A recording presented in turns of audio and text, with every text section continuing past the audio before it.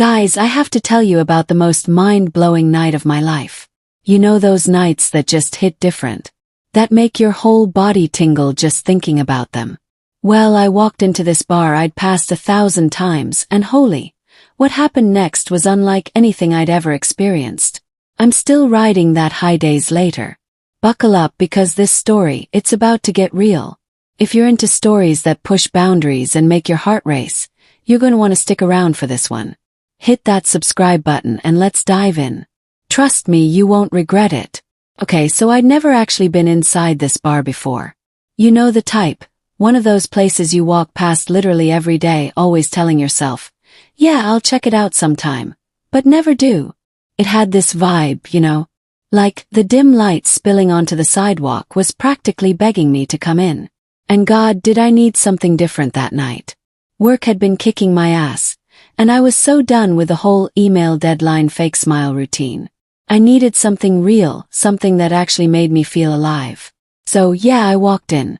The first thing that hit me was this amazing smell like citrus and wood polish, but subtle, you know? But holy, the second thing I noticed. The bartender. Like them.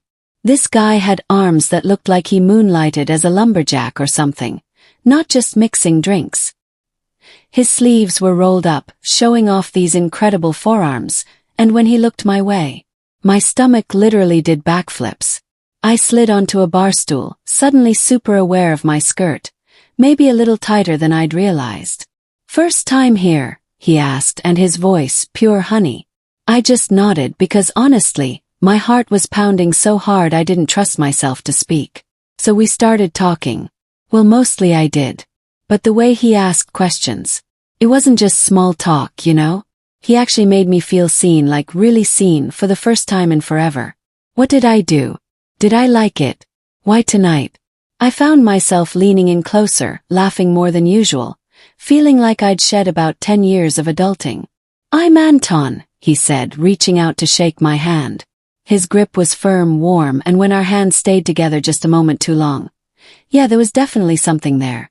Then, plot twist, Fabrice walked in. Picture this. The kind of guy who doesn't even have to try to get attention. Messy blonde hair that somehow looked perfect, leather jacket just casually thrown over his shoulder, and this confidence that just filled the room. He sat down a couple stools away, ordered whiskey neat. Of course he did, and when he looked at me, that smile was trouble in all the best ways.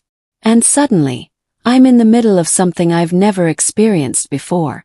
Fabrice joins our chat, and I can feel Anton getting tense. Not obviously, but you know how guys get. His questions got more pointed, more personal. But Fabrice, he wasn't backing down. The whole thing turned into this electric back and forth that had me completely hooked. By the time I finished my drink, it was crystal clear what was happening. They were competing for me. That's when it hit me. I could walk out with one of them, or I could do something I'd never done before. Something that made my cheeks flush just thinking about it. Was I really about to? I looked at Anton, then Fabrice. They were both watching me, waiting. And you know what I said? Why not both? Anton's place was exactly what you'd expect. Leather couch, vinyl records everywhere, and this amazing smell of cedar and fresh laundry. Fabrice just strolls in like he owns the place, tosses his jacket on a chair, and suddenly, it all felt very real. The click of that door closing behind us. Game changer. The couch was soft, but everything else. Pure electricity. Their hands, their breathing, God, I was aware of everything. Anton's in front of me. His hand sliding up my thigh like he's done this 1,000 times. While Fabrice is behind me. His hands on my shoulders, tracing down my back in a way that made me shiver. Anton's lips found my neck first.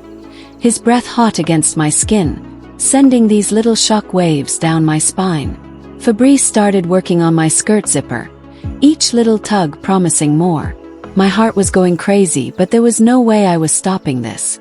I just leaned into them both, letting their touch anchor me in the moment. Fabrice's grip on my hips was firm but controlled, like he was holding back. But Anton, total opposite. His hands found bare skin, and those circles his thumbs were making, driving me wild.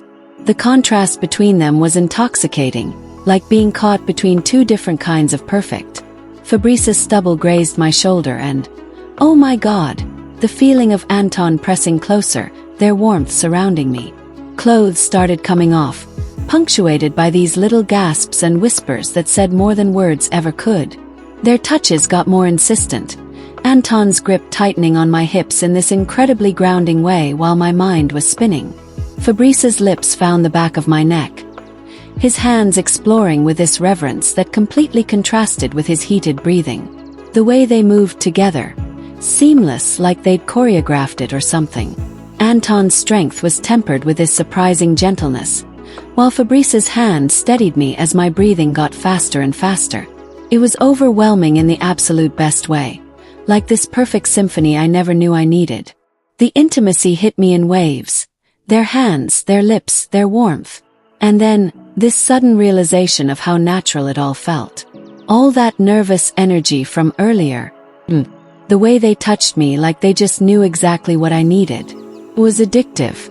Everything outside just disappeared. All I could hear was our breathing, skin on skin, the couch creaking beneath us. The heat between us just built and built, every touch and kiss pulling me deeper into this endless moment, that somehow still ended too soon. We just lay there afterward, catching our breath as reality started creeping back in. Anton got up first, heading to the kitchen for water without saying anything, leaving me with Fabrice. He just lounged there, looking all satisfied, with his arms stretched out on the couch back, giving me this smirk that made me blush all over again. When Anton came back, he handed me water, his fingers brushing mine in this way that said everything. No awkwardness, no pressure, just this mutual understanding that, whatever this was, it was exactly what we all needed. Fabrice got up shortly after, grabbed his jacket, and hit me with this teasing, "Don't get too comfortable without me," before kissing my temple and heading out, leaving behind that amazing leather and whiskey scent. I stayed just a minute longer, feeling the couch beneath my fingers, still trying to process everything.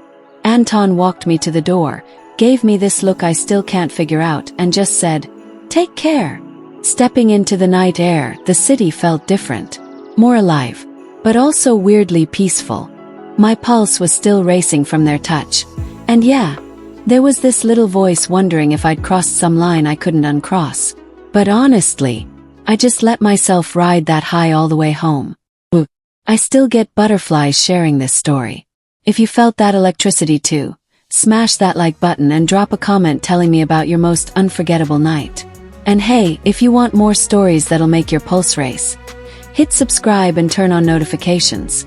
Until next time, keep chasing those wild nights.